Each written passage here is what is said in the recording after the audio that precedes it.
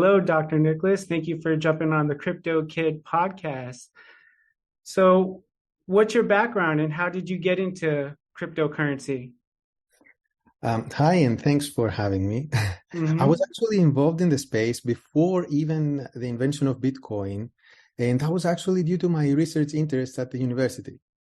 So I'm a computer scientist. I did my PhD and postdoc at Stanford University, and my interests are in distributed systems, which is essentially what a blockchain is. The precursor to blockchain existed many years before, and social computing, which is related to human-computer interaction and crowdsourcing.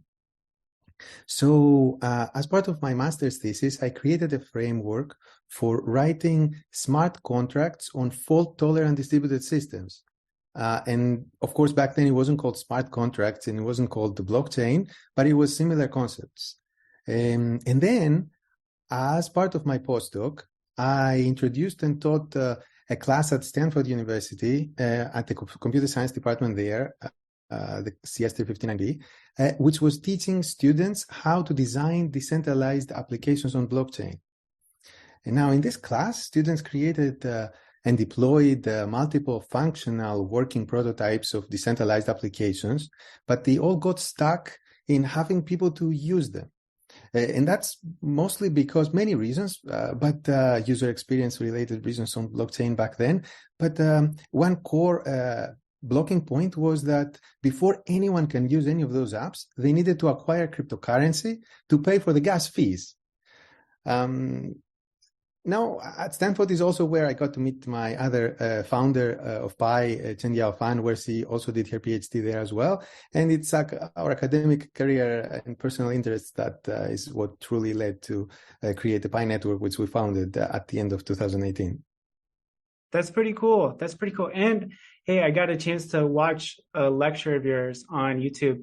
You explaining how blockchain technology works. There's just so much to learn about it. And I really appreciate you taking on that challenge in developing young minds to get involved with the future, especially something that has to do with money governance and law later on down. Yeah, thanks for saying this. I really try when I try to explain something, I try to look at what is the audience. So when I am teaching to CS students, the audience is more technical, but when I'm trying to explain something that is for the general population, I'm trying to start from really ground zero. Keep pushing, man. You're doing a great job. Now, we're going to talk about Pi Network. And what is unique about Pi Network compared to other blockchains coming out and other cryptocurrencies? What makes you guys different? Yeah, so Pi Network is essentially a massive open community with over 35 million engaged members. And this community is powered by Pi, which is the world's most widely distributed cryptocurrency. So this platform that we're putting together is essentially creating a robust, especially accessible ecosystem for three types of people: for users, for developers who are building apps, and for merchants who are using apps. And what makes it different? I would say that we followed a number of non-consensus strategies compared to other cryptocurrencies.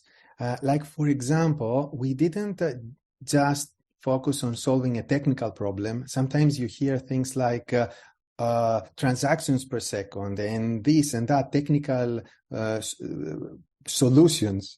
But we also focused on solving the human problems. So having people engaged, having people on the platform to begin with.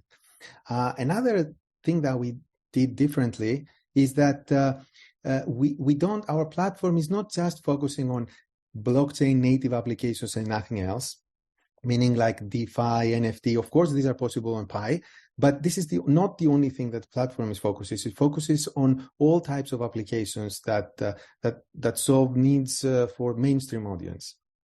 Let me see. Another different thing that we did slightly different here is that we focused on accessibility and inclusivity through essentially trying to reduce any kind of barriers for people to participate, such as financial barriers and technical barriers. So financially, we don't ask them to pay for anything to acquire Pi. In fact, it's not even possible for someone to do that. You can only mine it on the platform.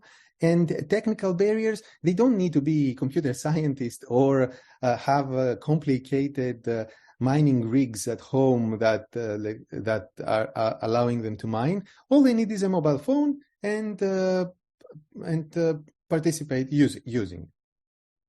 Amazing. Yeah, there's like so many mining farms out there, and it's crazy how much it can damage the ecosystem, in my opinion.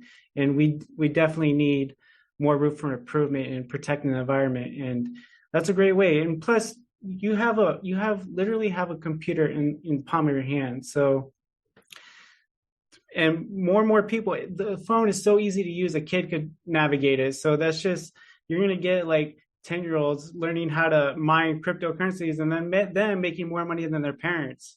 It's amazing. So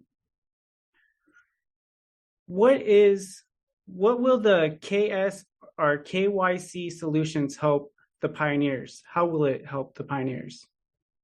So how will it help? And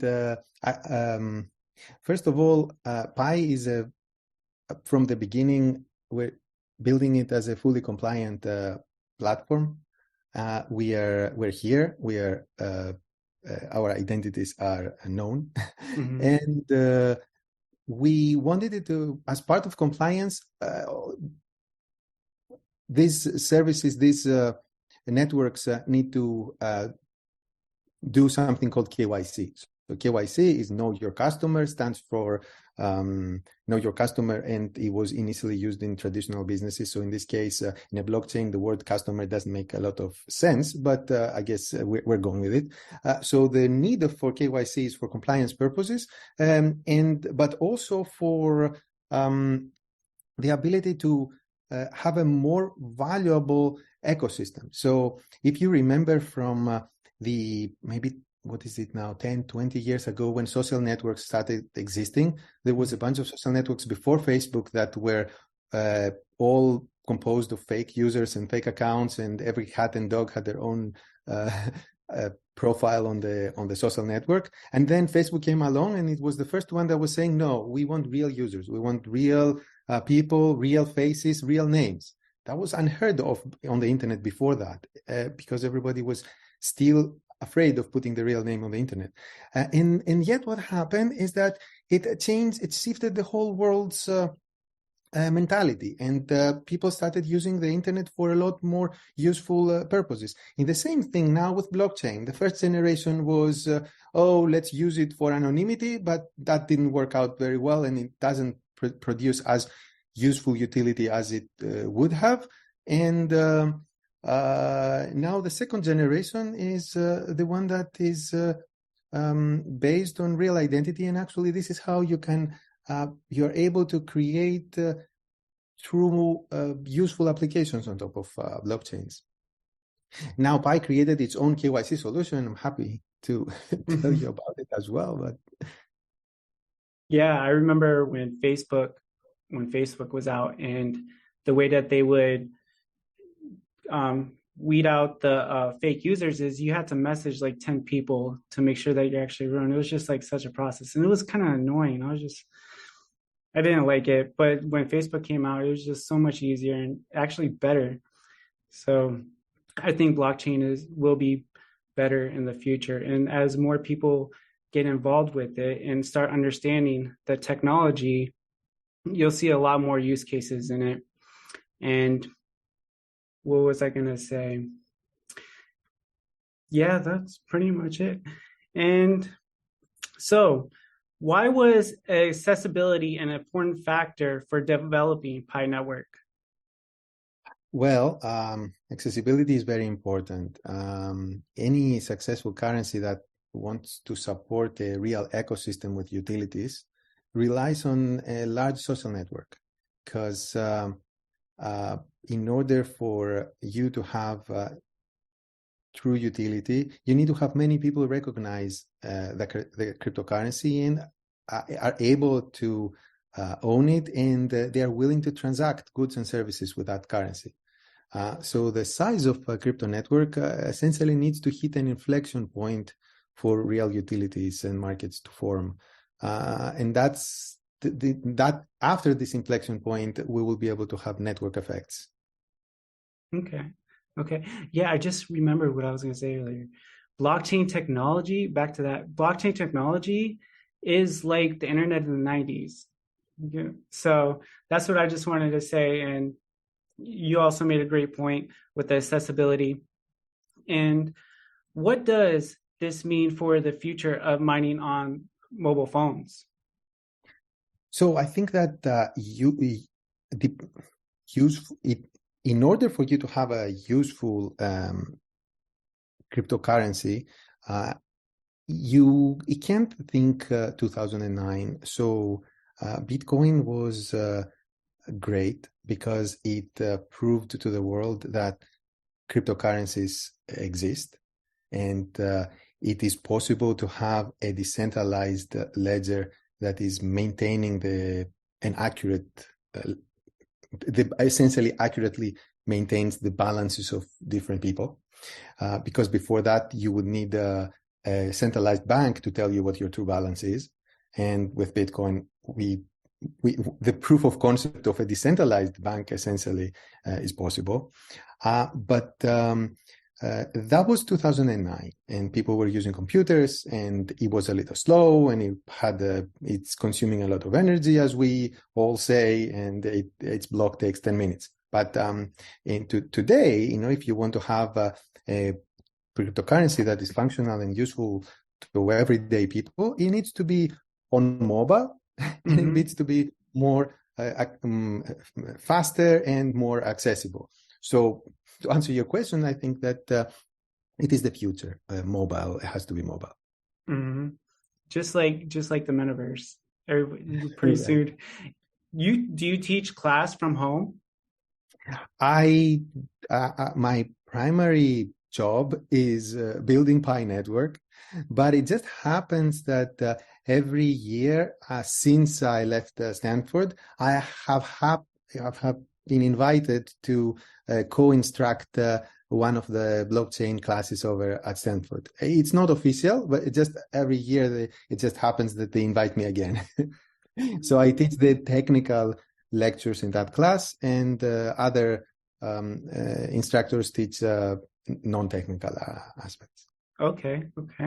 I like it. Now, what are the stages of verification? I know sometimes it could be a little bit complex with the authenticator, and it can be kind of tedious to some people. So the stages of authentication. Can you maybe help me understand your question a little more? How to access the cryptocurrencies or the coins. The Pi? Are you talking about Pi? To how do I say, to make sure the person that's actually accessing it is actually them, not some hacker from across the other side of the world. Yeah, there are two questions here. I guess one is about the user and one is about the consensus algorithm. I think you're more interested about the user. So Pi has two levels. Mm-hmm. So first of all, for the past few years, people have been mining it through a mobile app. So on that mobile app, they have been accumulating Pi as, let's say, tokens. And these are not these are the tokens that are going to be migrated into the mainnet blockchain, and has been migrating. We have actually already migrated over 2.5 something million people into the mainnet blockchain. So for these two systems, there is essentially two different ways of authenticating yourself. So for the mobile app system, we use a traditional username, password, or you can have Facebook sign in and a few other Apple sign in and a few other ways to authenticate yourself. Now for the actual blockchain, which is what happens after you KYC and your balance is migrated from the app into the blockchain. For the actual blockchain, we use non-custodial wallets. That's a mouthful, but for the audience who may not know what this means, it means that the users will have to remember a passphrase, and that passphrase is enough to fully authenticate themselves. And no one else knows that passphrase, to the point that if someone were to hack it, theoretically, without stealing it from you using a virus, if they were to actually hack it and hack SATO 56, it would take them 100 billion years to do it using computational methods. Of course, they can try to deceive you, to give them your passphrase, which is a different problem. It's a user experience problem, but in terms of cryptography, it's very strong. So essentially,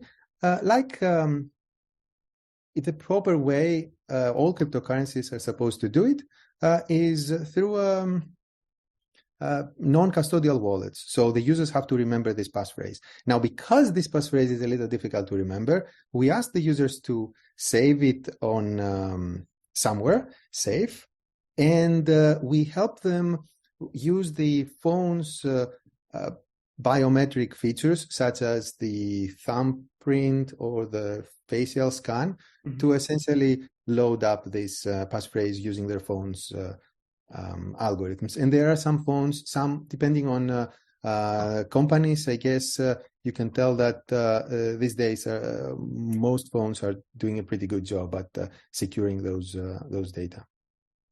The simplicity of it is very important, and I hope this encourages people to jump into it and not be afraid of memorizing a phrase. Just get into it. It's not that hard, and the more you learn about it, the easier it'll become. So the good thing about the Pi, if you want me to add this, is that the whole ecosystem is built around the program we call the Pi browser. So it's like a web browser, but for Pi applications, and you can access the ecosystem there. And one of the applications of this Pi browser is the Pi wallet. So essentially, we have created a system where the various Pi apps can talk to each other and the Pi wallet, and they are able to interconnect. So let's say you are on a gaming app and you want to spend a few tokens to continue where you left off. So you say, I want to do it. You push a button, then it pulls the Pi wallet in front of you. Then you touch your thumb. It asks you if you are sure that you want to submit this amount of Pi to that specific app. You say yes or no, and then Pi is transmitted to the app, and you are directed back to where you were. And this whole thing connects together, making it as seamless as possible for the end user. So even though these concepts, cryptocurrencies and blockchain and all these things are sometimes could be very complicated for non-technical audience, we're trying to make it as simple as possible. Now, would that be the trust graph working with the ecosystem? Now, the trust graph is something core to our consensus algorithm. So it's the way that Pi works is it essentially creates a trust graph of people who are considered to be on the mainnet in a way.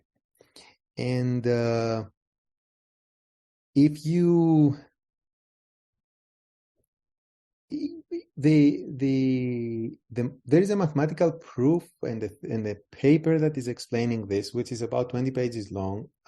But if you're trying to think of it very, very intuitively, if the Pi network was it wasn't the 35 million people plus we have, but it was just me, you, and a couple of your friends. And the way it works at Pi is that we get to select 3 to 5 people we know and trust, literally from our contact list. And this is for us our security circle. And the combination of all the security circles creates the trust graph.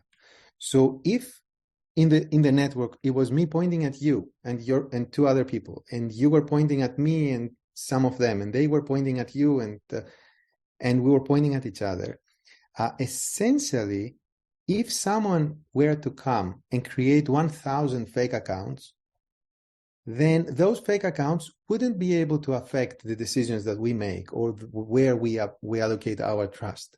Because in order for them to modify anything in our decisions, they would need to convince us to stop pointing at each other and start pointing at them. Okay.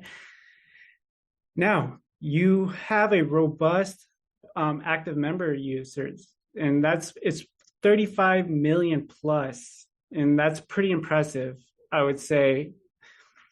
How did you get that many people involved into the Pi network in itself? I can't wrap my mind around it. It's amazing. Yeah, so it's about being clear on the value propositions and trying to create a true utility, trying to provide a safe and fair ecosystem for everyone. So essentially, it's about being simple to use, simple to develop, accessible, basically no financial or technical barriers to begin, and creating network effects. All right. Now, what is your target audience for Pi Network? Right. That's a very good question. So I think that in order for us to create anything that is that achieves mass adoption, and I think that's what the blockchain industry needs as a whole, and we are all would like to collaborate on this. In order for the blockchain industry to achieve mass adoption, we shouldn't be only focusing on one small audience, like one specific segment. We should focus on everyday people. It's good and it's easy to get excited, a small group of tech enthusiasts or crypto people. And of course, it's necessary to begin from somewhere. We can begin from there, but we need to create interfaces that are accessible by everyone. So I would say, everyone, even our parents and our kids and Believe me, I've been trying, and my mom and dad they think I'm crazy. They really do. They're just like, go get a job, start working, which I do, but I'm just like, but this is the future, mom and dad, you should get into it, especially while it's cheap. And it's just, they can't wrap their mind around it. They're just, maybe we should send them a Pi invitation code and do the experiment to tell us if they will manage to do it. Oh, I definitely will. Send it over, and that challenge is on. All right. So, does the bear market clean out the landscape? I mean, that's right. Yes. So in the crypto space, there is a lot of noises. And also there's a lot of projects maybe that are in for the wrong reasons, maybe trying to have some quick effects without paying attention to long-term value. So it's usually the case that long-term valuable projects are usually started or basically persevered during low times. Yeah, because anything that gets very quick results can also very quickly decay. So we saw some of that in the previous months or the beginning of this period. I agree, and it just shows who the real enthusiasts are. Also, I personally like the bear market. It's just something I like talking more about it when times are bad, just because I know when times are good, people are just going to be like, hey, you know what, Sonny or crypto kid, you were right, or doctor, you were right, at school, or something like, or your peers, or somebody that you were trying to convince, or persuade. There's something I like to, it's about going to conferences. So when the crypto space is very hot, then you go to conferences and there's so many people there, and the types of conversations sometimes you're having are very shallow. But when times are a little more smaller, then you tend to meet and discuss and have a lot more challenging conversations. Exactly. And you have to have the answers for them. And sometimes you don't, because you're continuously learning about and going into rabbit holes with blockchain technology. And there's just so many use cases, like for identity, healthcare, and so much more. What is it? The supply chain too. So when is the mainnet dropping for Pi Network? Well, technically, we are already on mainnet. So we launched it officially back in December of 2021. But Pi has done one other thing that is non-consensus. You asked me about this question earlier, and there's so many non-consensus things, is we created the concept of enclosed mainnet and open mainnet.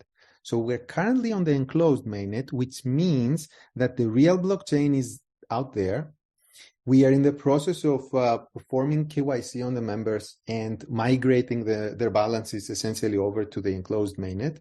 During the enclosed mainnet period, it is not allowed to connect the Pi blockchain with any other blockchain or external systems.